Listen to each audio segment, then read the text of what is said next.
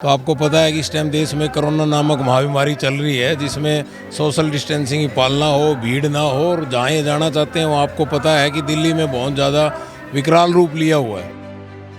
ਅਸੀਂ ਗੱਲ ਕਰੀਏ ਮੇਰੇ ਨਹੀਂ ਮਾਸਕ ਲੱਗਿਆ, ਸਰ ਦੇ ਨਹੀਂ ਲੱਗਿਆ, ਇੱਥੇ ਕਿਸੇ ਦੇ ਨਹੀਂ ਲੱਗਿਆ ਗਿਆ। ਅਸੀਂ ਕਿੰਨੇ ਕੁ ਸੋਸ਼ਲ ਡਿਸਟੈਂਸ ਦੇ ਜਿਹੜੇ ਮਾਇਨੇ ਆ ਉਹ ਰੱਖ ਰਹੇ ਹਾਂ। ਕਿਸਾਨਾਂ ਦਾ ਕਹਿਣਾ ਸਰਕਾਰ ਜਿਹੜੀ ਹੈ ਕੇਂਦਰ ਸਰਕਾਰ ਆਪਣੇ ਬਚਾਓ ਦੇ ਵਿੱਚ ਡਿਫੈਂਸ ਦੇ ਵਿੱਚ ਕਰੋਨਾ ਦਾ ਹਵਾਲਾ ਜਿਹੜਾ ਆ ਦੇ ਰਹੀ ਹੈ, ਕਰੋਨਾ ਦਾ ਰੈਫਰੈਂਸ ਦੇ ਰਹੀ ਹੈ।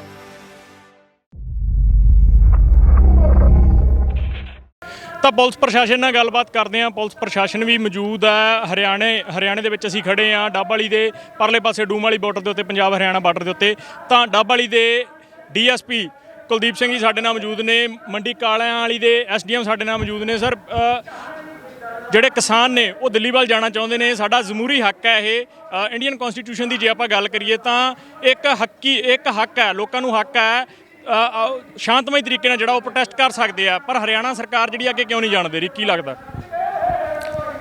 हमने ये सुरक्षा की दृष्टि से, ताकि कहीं, क्योंकि इस प्रकार के आंदोलन में कहीं ना कहीं असामाजिक तत्व इसमें इन्वॉल्व हो जाते हैं, तो उस दृष्टि से हमने पब्लिक की सुरक्षा के लिए ये प्रबंध किए गए हैं। और जो हमारे किसान नेता हैं उनसे हमारी बात हुई है, उन्होंने आश्वासन दिया है कि हम इसको शांतिप्रिय तरीके से करेंगे, और सुरक्षा की दृष्टि से हमने ये बैरिकेडिंग लगाई गई है।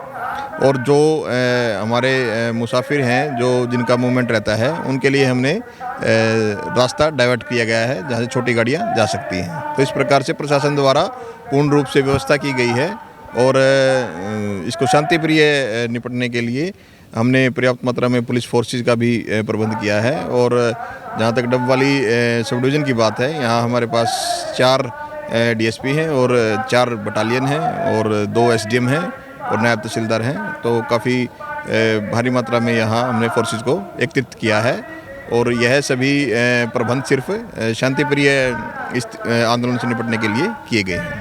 तो सर, किसान कह रहे हैं कि ਅਸੀਂ ਜਿਹੜਾ ਆ ਸ਼ਾਂਤਮਈ ਤਰੀਕੇ ਨਾਲ ਹੀ ਅੱਗੇ ਵਧਾਂਗੇ, ਕੋਈ ਵੀ ਹੁੱਲੜਬਾਜੀ ਜਿਹੜੀ ਆ ਨਹੀਂ ਕੀਤੀ ਜਾਊਗੀ। ਇਹ ਇੱਕ ਹੱਕ ਵੀ ਆ, ਇੰਡੀਅਨ ਕਨਸਟੀਟਿਊਸ਼ਨ ਇਹ ਹੱਕ ਦਿੰਦਾ ਕਿ ਤੁਸੀਂ ਆਪਣੇ ਜਿਹੜੇ ਪ੍ਰੋਟੈਸਟ ਆ ਉਹ ਸ਼ਾਂਤਮਈ ਰੂਪ ਦੇ ਵਿੱਚ ਕਰ ਸਕਦੇ ਹੋ। ਪਰ ਕਿਤੇ ਨਾ ਕਿਤੇ ਪੰਜਾਬ ਦੇ ਕਿਸਾਨਾਂ ਦਾ ਕਹਿਣਾ ਹੈ ਕਿ ਖੱਟਰ ਸਰਕਾਰ ਜਿਹੜੀ ਆ ਉਹ ਭਜਨ ਲਾਲ ਵਾਂਗ, ਦੇਵੀ ਲਾਲ ਵਾਂਗ ਇਤਿਹਾਸ ਨੂੰ ਜਿਹੜਾ ਆ ਦੁਹਰਾ ਰਹੀ ਆ। ਪੰਜਾਬ ਦੇ ਨਾਲ ਹਮੇਸ਼ਾ ਤੋਂ ਹੀ ਧੱਕਾ ਹੁੰਦਾ ਆਇਆ, ਅੱਜ ਵੀ ਜਿਹੜਾ ਆ ਹਰਿਆਣਾ ਸਰਕਾਰ ਕੇਂਦਰ ਦੀ ਬੋਲੀ ਬੋਲ ਰਹੀ ਆ, ਕਿਉਂਕਿ ਹਰਿਆਣੇ ਦੇ ਵਿੱਚ ਵੀ बीजेपी ਜਿਹੜੀ ਸਰਕਾਰ ਹੈਗੀ ਆ।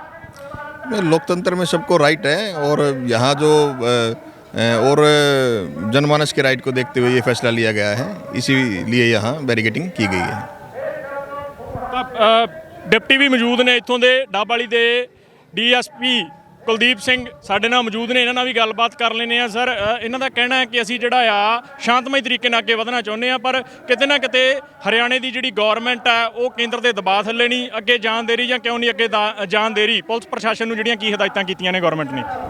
नहीं, हमारे पास तो जो ऊपर से आदेश है कि 25-26 को 27 को हरियाणा का जो पंजाब बॉर्डर सील है, तो उसके तहत सील किया गया है। और फिर आप बुद्धिजीवी वर्ग हो, पत्रकार महोदय, तो आपको पता है कि इस टाइम देश में कोरोना नामक महाबीमारी चल रही है, जिसमें सोशल डिस्टेंसिंग की पालना हो, भीड़ ना हो, और जहाँ ये जाना चाहते हैं वो आपको पता है कि दिल्ली में बहुत ज़्यादा विकराल रूप लिया हुआ है।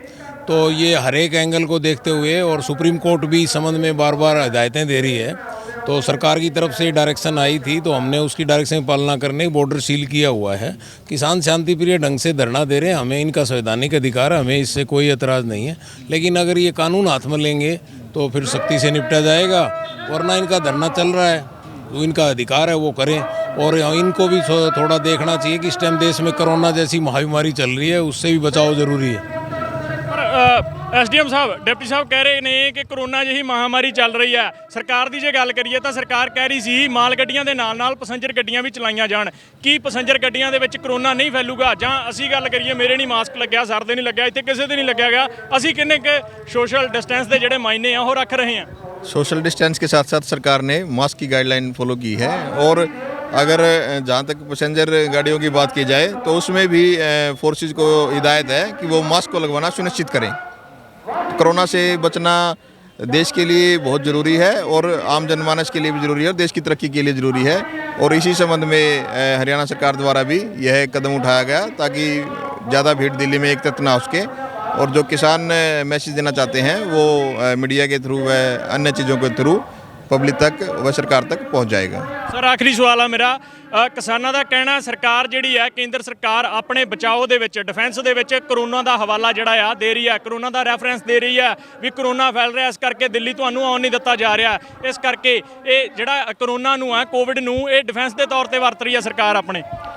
कोरोना अकेला कोरोना ही इस समक्ष में मैटर नहीं है, और भी अन्य सुरक्षा दृष्टि से मैटर हैं, और आम पब्लिक की सहायता और जो लैंड ऑर्डर ज़िले का है वह हमारी यूनियन टेरिटरी का है, उसको देखते हुए भी ये निर्णय लिया गया है। ਤਾਂ ਇਹ ਨੇ ਮੰਡੀ ਕਾਲਿਆਂ ਵਾਲੀ ਦੇ ਐਸਡੀਐਮ ਤੇ ਡੀਐਸਪੀ ਡੱਬ ਵਾਲੀ, ਜਿਨ੍ਹਾਂ ਦਾ ਕਹਿਣਾ ਹੈ ਕਿ ਕਿਤੇ ਨਾ ਕਿਤੇ ਅਸੀਂ ਜਿਹੜੇ ਆ ਲਾਈਨ ਆਰਡਰ ਜਿਹੜੇ ਆ ਉਹ ਬਰਕਰਾਰ ਰੱਖਣੇ ਆ, ਸਾਨੂੰ ਉੱਪਰ ਤੋਂ ਜਿਹੜੀਆਂ ਹਦਾਇਤਾਂ ਦਿੱਤੀਆਂ ਗਈਆਂ ਨੇ ਕੋਵਿਡ ਦੀ ਇਹਨਾਂ ਨੇ ਗੱਲ ਕੀਤੀ ਆ, ਸੋਸ਼ਲ ਡਿਸਟੈਂਸ ਦੇ ਮਾਇਨਿਆਂ ਦੀ ਗੱਲ ਕੀਤੀ ਆ, ਪਰ ਕਿਤੇ ਨਾ ਕਿਤੇ ਆਪਣੀ ਜਿਹੜੇ ਇਹਨਾਂ ਦੇ ਮਾਸਕ ਲੱਗੇ ਨਜ਼ਰ ਨਹੀਂ ਆਉਂਦੇਗੇ। ਇਹ ਕਹਿ ਰਹੇ ਆ ਕਿ ਡੀਐਸਪੀ ਦੇ ਮਾਸਕ ਖੁਦ ਨਹੀਂ ਲੱਗਿਆ ਹੋਇਆ, ਕੁਲਦੀਪ ਸਿੰਘ ਡੀਐਸਪੀ ਡੱਬ ਵਾਲੀ ਇਹਨਾਂ ਦੇ ਖੁਦ ਦੇ ਮਾਸਕ ਨਹੀਂ ਲੱਗਿਆ ਹੋਇਆ। ਇਹ ਕਹਿ ਰਹੇ ਆ ਸੋਸ਼ਲ ਡਿਸਟੈਂਸ ਦੀ ਗੱਲ ਕਰਦੇ ਨੇ, ਕੋਵਿਡ ਦੀ ਗੱਲ ਕਰਦੇ ਨੇ, ਪਰ ਇਹਨਾਂ ਦੇ ਖੁਦ ਦੇ ਮਾਸਕ ਨਹੀਂ ਲੱਗਿਆ ਹੋਇਆਗਾ। ਇਹ ਕਹਿ ਰਹੇ ਨੇ ਕਿ ਕੋਵਿਡ ਦੇ ਮੱਦੇਨਜ਼ਰ ਜਿਹੜਾ ਆ ਸਰਕਾਰ ਦੀਆਂ ਹਦਾਇਤਾਂ ਨੇ ਕਿ ਜਿਹੜਾ ਨਾ ਜਾਣ ਦਿੱਤਾ ਜਾਵੇ, ਪਰ ਜੇ ਅਸੀਂ ਗੱਲ ਕਰਦੇ ਹਾਂ ਕਿ ਪੈਸੇਂਜਰ ਗੱਡੀਆਂ ਦੇ ਵਿੱਚ ਕੋਵਿਡ ਨਹੀਂ ਹੋਊਗਾ ਤਾਂ ਇਸ ਦੇ ਉੱਤੇ ਜਿਹੜਾ ਇਹ ਟਾਲ ਮਟੋਲ ਕਰਦੇ ਨਜ਼ਰ ਆਉਂਦੇ ਨੇ।